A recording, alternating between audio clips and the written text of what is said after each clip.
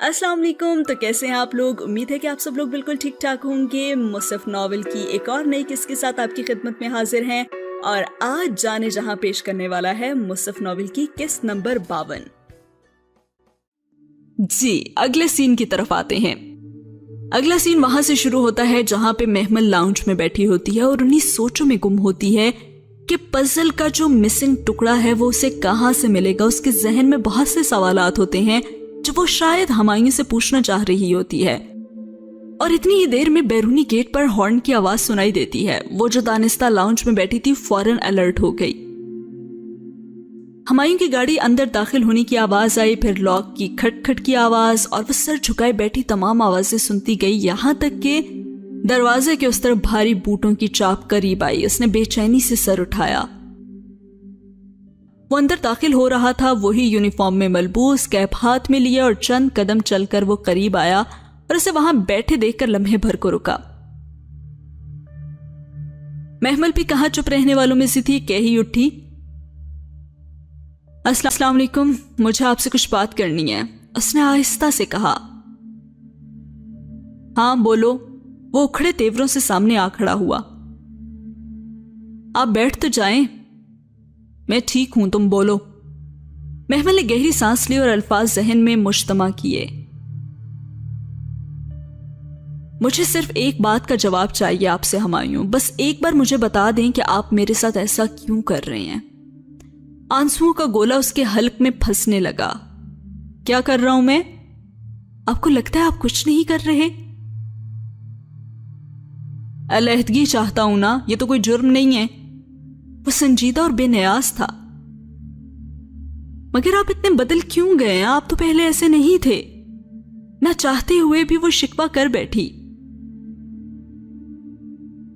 पहले मैं काठ का उल्लू था जिसकी आंखों पे पट्टी बंधी थी। होश आ गया है अब मुझे, देर हो गई है मगर खैर।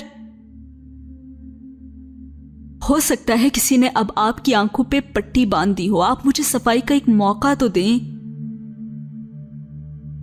उसने सोचा था वो उसकी मिन्नत नहीं करेगी, मगर अब वो कर रही थी। ये वो शख्स था जिससे उसे बेहद मोहब्बत थी, वो उसे नहीं छोड़ना चाहती थी।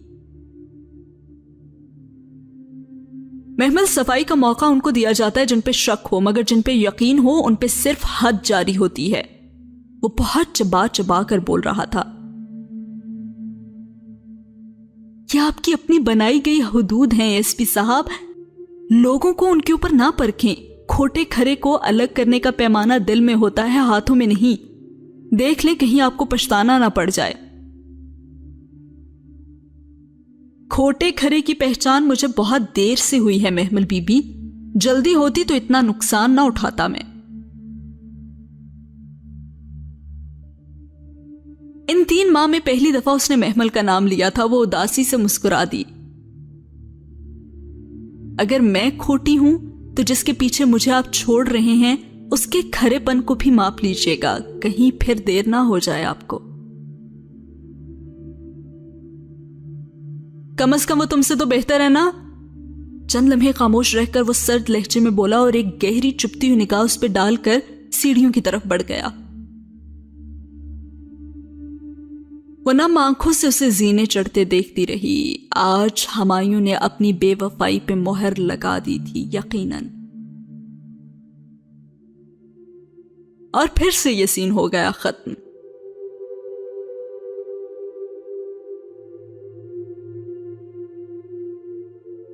अगले सीन में वो ड्रेसिंग टेबल के सामने ब्रश लिए मखमूम गुमसुम सी बैठी थी जब फरिश्ते ने खुले दरवाजे से अंदर झांका। मेरी छोटी बहन क्या कर रही है भाई? उसने चौखट से टेक लगाते मुस्कुराते हुए उससे पूछा।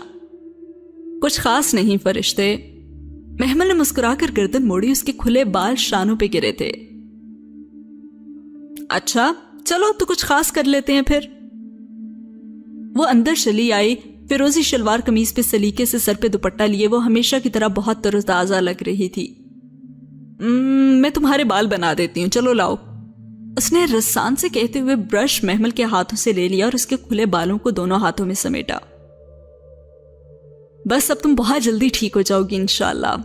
वो प्यार से उसके बालों में ऊपर से नीचे ब्रश कर रही थी। वो महमल की व्हील चेयर के पीछे खड़ी थी और महमल को आईने में उसका अक्स दिखाई दे रहा था। तुमने आगे क्या सोचा है फिर महमल? पता नहीं फरिश्ते, जब इद्दत खत्म होगी तो बस चली जाऊंगी मैं यहां से।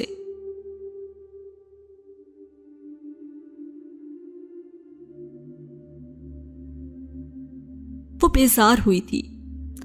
हाँ वो तो ठीक है, लेकिन तुम जाओगी किधर? फरिश्ते ने उसके बालों को सुलझाकर समेटकर ऊंचा किया। अल्लाह की दुनिया बहुत वसी है। पहले आगा जान को ढूंढूंगी, अगर वो ना मिले तो मस्जिद चली जाऊंगी। मुझे उम्मीद है कि मुझे हॉस्टल में रहने दिया जाएगा। उसने ऊंची से पोनी बांधी, फिर उन बालों को दोबारा से जरा ब्रश किया। और आपने क्या सोचा है फरिश्ते? मेरे बाद आपको भी तो जाना होगा ना? हाँ, मैं शायद वर्किंग विमेन हॉस्टल चली जाऊं, पता नहीं, अभी तो मैंने कुछ डिसाइड नहीं किया। खैर छोड़ो, आज मैंने चाइनीज बनाया है। तुम्हें मंचूरियन पसंद है ना? अब फटाफट चलो खाना खाते हैं। उसने महमल की व्हील चेयर पीछे से थाम कर उसका रुख मोड़ा। अब वो क्या बताती कि अरसा हुआ जायके महसूस करना छोड़ दिए हैं, मगर ऐसी मायूसी की बातें अल्लाह को नाराज कर देती हैं, इसलिए चुप रही। हुमायूं की तरफ से दिल उसका इतना दुखा हुआ था कि ऐसे में फरिश्ते का ध्यान बटाना उसे अच्छा लगा। डाइनिंग टेबल पे खाना लगा हुआ था। गरम गरम चावलों की खुशबू सारे लाउंज में फैली हुई थी। उसने बैठते ही इधर उधर देखा और फिर पूछा कि तैमूर किधर है? वो पूछते पूछते रुक गई और फिर थक कर बोली, यार मैं क्या करूं फरिश्ते कि वो आपको नापसंद करना छोड़ दे।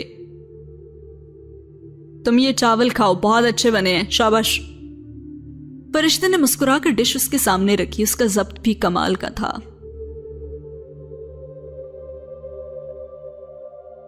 तैमूर की सारी बदलिहाजियों पे मैं आपसे माफी मांगती हूं फरिश्ते। ना चाहते हुए भी उसका लहजा भीग गया। अरे महमल, कैसी परायों वाली बातें कर रही हूं? मैं बिल्कुल भी माइंड नहीं करती, और खाला भी तो बिल्कुल माँ जैसी होती है, तो मैं माइंड क्यों करूंगी भला?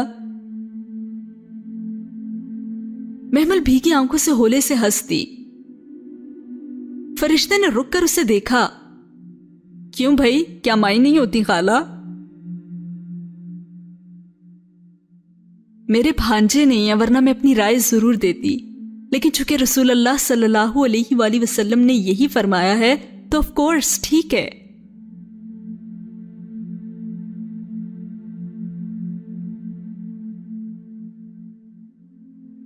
क्या? फरिश्ते उलझी। यही के खाला माँ जैसी होती है, ये एक हदीस है ना? हो अच्छा, मुझे तो भूल ही गया था। फरिश्ते सर झटक कर मुस्कुरा दी और चावल अपनी प्लेट में निकालने लगी। सीन तो यहां पे खत्म हो जाता है, लेकिन मेरे जहन में ये बात अभी भी घूम रही है कि फरिश्ते यकीनन कोई ना कोई किरदार जरूर है यहाँ पे। कुछ ना कुछ ऐसा जरूर है जो नॉवेल के एंड में खुलेगा और फरिश्ते का किरदार हमें सही तौर पर सामने नजर आएगा। उसकी बातें, उसका यहाँ रहना, उसका इतना देखभाल करना, इन सब चीजों में इतना इन्वॉल्व होना सिर्फ उसकी बहन होने के नाते नहीं था, कुछ ना कुछ तो जरूर था। मैं नहीं जानती कि आगे क्या होने वाला है, और अगर आप भी जानना चाहते हैं तो हमारे साथ रहिए। खैर आते हैं अगले सीन की तरफ। अब आ चुका था वक्ते जुदाई, वक्ते अलविदा, यानी अब उसके जाने का वक्त आ चुका था। वो दिन अपनी दानिश में हुमायूं के घर में उसका आखिरी दिन था। कल दोपहर उसकी इद्दत को 3 कमरी माह मुकम्मल हो जाने थे, और तब वो शरई तौर पर हुमायूं की बीवी ना रहती और फिर उस घर में रहने का जवाज भी खत्म हो जाता। उसकी मेडिकल कंडीशन के तहत उसकी इद्दत इतनी ही बनती थी। आज वो सुबह उतरते ही लॉन में आ बैठी थी। चिड़ियां अपनी मखसूस बोली में कुछ गुनगुना रही थीं। घास शबनम से गीली थी। उम्मीद थी कि आज रात बारिश जरूर होगी, और बारिश तो उसे बहुत पसंद थी। शायद उसकी उस घर में वो आखिरी बारिश होगी। फरिश्ते सुबह जल्द ही किसी काम से बाहर गई थीं और हुमायूं रात देर से घर आया था और सुबह सवेरे ही निकल गया था।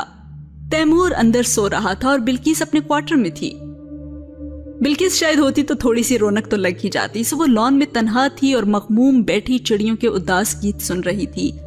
आंसू कतरा कतरा उसकी कांच सी भूरी आंखों से टूट कर गिर रहे थे। आंखें गमगीन, दिल रो रहा है, पर जुबान वही कहेगी जिस पे हमारा रब राजी हो। इस घर के साथ उसकी बहुत सी यादें वाबस्ता थी।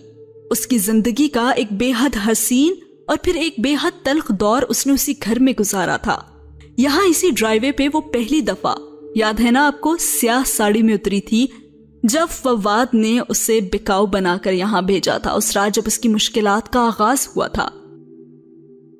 फिर इधर ही वो सुर्ख कामदार जोड़े में दुल्हन बनाकर लाई गई थी।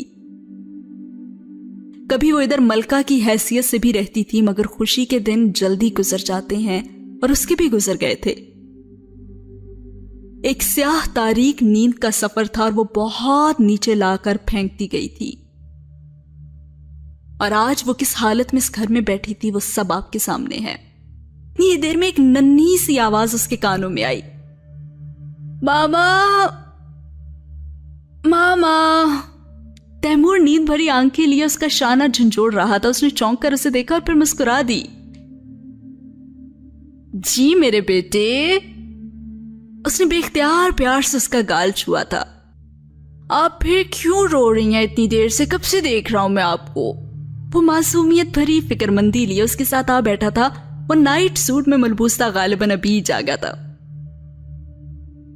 नहीं तैमूर बेटा, कुछ भी नहीं है, ये तो खुशी के आंसू हैं।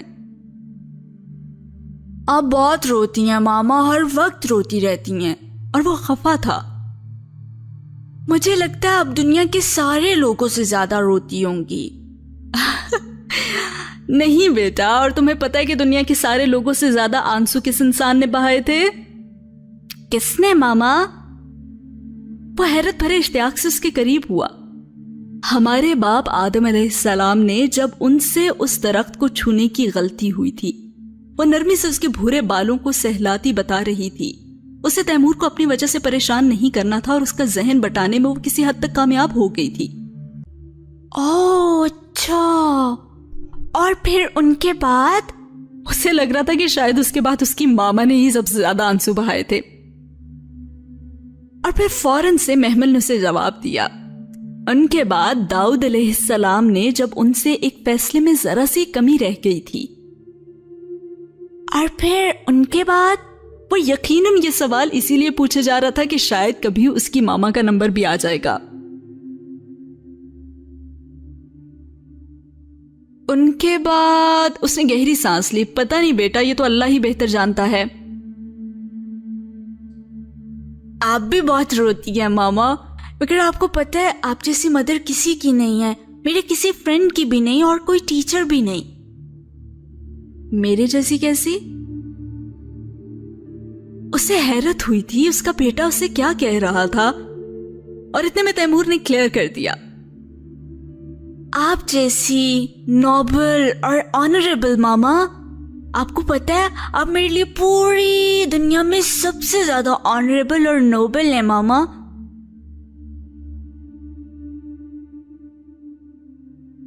जबकि मैं तो ऐसी हूं ही नहीं। अच्छा खैर, तुम्हें पता है दुनिया में सबसे ज्यादा नोबल कौन थे? महमल ने गहरी सांस ली। यूसुफ अलैहिस्सलाम, जो पैगंबर के बेटे, पैगंबर के पोते और पैगंबर के पड़पोते थे। वो क्यों मामा? वो क्यों? उसने जेरे लब उसका सवाल दोहराया। बेख्तियार आंखों में उदासी छा गई, क्योंकि शायद वो बहुत सब्र करने वाले थे और अल्फाज लबों पे टूट गए। उसकी समझ में नहीं आया कि वो क्या कहे। हर बात समझाने वाली वाकई नहीं होती। अरे बताएं भी ना मामा। वो बेचैन हुआ। मैं जब भी आपसे हज़रत यूसुफ अलैहिस्सलाम की स्टोरी सुनता हूं आप यूं ही उदास हो जाती हैं। अरे फिर बताऊंगी। तुम्हारा स्कूल कब खुल रहा है ये बताओ? उसने बात पलट दी। मंडे को। और तुम्हारा होमवर्क डन है? अरे ये बातें छोड़ें, मुझे पता है आप अपसेट हैं। कल आप और डैडी हमेशा के लिए अलग हो जाएंगे ना मामा? हाँ हो तो जाएंगे। और क्या तुम मेरे साथ चलोगे या फिर डैडी के साथ रहोगे? उसने खुद को बेपरवाह जाहिर करना चाहा। मैं आपके साथ जाऊंगा, उस चुड़ैल के साथ नहीं रहना। मुझे पता है डैडी फौरन शादी कर लेंगे। उसे शायद आरज़ू बहुत बुरी लगती थी। वो महमल को उस पर तरजीह दे रहा था। उसे याद आया कि हुमायूं ने कहा था कि वो उससे बेहतर है। वो तो मुझसे बेहतर है तैमूर। वो हुमायूं की उस जहरीली बात को याद करके फिर से दुखी हो गई। कौन मामा? तैमूर की सफेद बिल्ली भागती उसके कदमों में आ बैठी और वो झुककर उसे उठाने लगा। आरज़ू। बहुत दफा सोचा था कि बच्चे से यह मामला डिस्कस नहीं करेगी, मगर रुक न सकी। आरज़ू आंटी। तैमूर बिल्ली को बाजू में उठाकर सीधा हुआ। वो जो आपकी कजन है जो इधर आती हैं? हाँ वही। वो तो आपसे अच्छी नहीं है, बल्कि बिल्कुल भी नहीं अच्छी। तो फिर तुम्हारे डैडी क्यों उससे शादी करना चाहते हैं? कि तुम उसे मां के रूप में कबूल कर सकोगे? कितना खुद को उसने समझाया था कि बच्चे को दरमियान में इन्वॉल्व नहीं करेगी, मगर हुमायूं की इस रोज की बात अभी तक कहीं अंदर चुभ रही थी। लेकिन फिर कहकर खुद ही पछताई। अच्छा छोड़ो, जाने दो, ये बिल्ली इधर दिखाओ मुझे तुम। मगर तैमूर उलझा उलझा से उसे देख रहा था। बिल्ली अभी तक उसके बाजुओं में थी। मामा, डैडी आरज़ू आंटी से शादी कर रहे हैं क्या? उसकी आवाज में बेपनाह हैरत थी। नहीं नहीं। तो तुम्हें नहीं पता क्या? आपको ये किसने कहा है? वो कंफ्यूज्ड भी था और हैरत ज़दा भी। तुम्हारे डैडी ने बताया था, और अभी तुम खुद ही तो कह रहे थे कि वो उससे शादी कर लेंगे। तैमूर उसी तरह उलझी निगाहों से उसे देख रहा था। मोटी बिल्ली उसके नन्हे नन्हे हाथों से फिसलने को बेताब थी। आरज़ू आंटी से? नहीं मामा, डैडी तो उनसे शादी नहीं कर रहे। मगर तुमने? लेकिन तैमूर की बात अभी मुकम्मल नहीं हुई थी। वो तो फरिश्ते से शादी कर रहे हैं, आपको नहीं पता क्या? और उसे लगा किसी ने ढेरों पत्थर उसके ऊपर लुढ़का दिए हों। तैमूर? वो चिल्लाई थी, तुम ऐसी बात सोच भी कैसे सकते हो? बिल्ली सहम कर तैमूर के बाजू से नीचे कूदी। तो क्या वाकई आपको नहीं पता मामा? वो उससे भी ज्यादा हैरान था। तुमने ऐसी बात कही भी कैसे? माय गॉड, वो मेरी बहन है। तुम इतनी गलत बात क्यों कर रहे हो उसके बारे में? गुस्सा उसके अंदर से उबला था। वो गुमा भी नहीं कर सकती थी कि तैमूर ऐसा कह सकता था। मामा, बेशक डैडी से पूछ लें, फरिश्ते से पूछ लें, वो दोनों शादी कर रही हैं। Shut up, just shut up Taimur. तुम उस लड़की के बारे में ऐसी बात कैसे कर सकते हो जो मेरी बहन है? जी मामा, इसीलिए तो डैडी ने आपको डिवोर्स दी है, because she is your sister. और मुस्लिम एक टाइम पे दो सिस्टर से शादी नहीं कर सकते। और महमल का दिमाग भग से उड़ गया। वो शल सी बैठी रह गई। आई थॉट आपको पता है, मैंने आपको कहा था कि डैडी इस चुड़ैल से शादी कर रहे हैं। और तैमूर फरिश्ते को भी चुड़ैल कहता था, वो क्यों भूल गई थी? उसका दिमाग बुरी तरह से चकराने लगा था।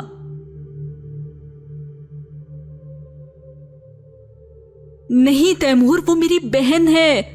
हुमायूं ऐसे नहीं कर सकते, बल्कि हुमायूं को छोड़ो, फरिश्ते कभी ऐसे नहीं कर सकते। वो तो मुझसे बहुत प्यार करती है, फिर वो ऐसा कैसे कर सकती है? नहीं। उसका दिमाग बुरी तरह से चकराने लगा था। नहीं तैमूर, वो मेरी बहन है। उसकी जबान लड़खड़ाई थी। वो इसीलिए तो इधर रहती हैं हमारे साथ, ताकि जब आप चली जाएं तो वो डैडी से शादी कर ले मामा। मगर तैमूर, वो मेरी बहन है। नहीं तैमूर, वो मेरी बहन है। वो ऐसा कैसे कर सकती है? नहीं, वो ऐसा नहीं कर सकती।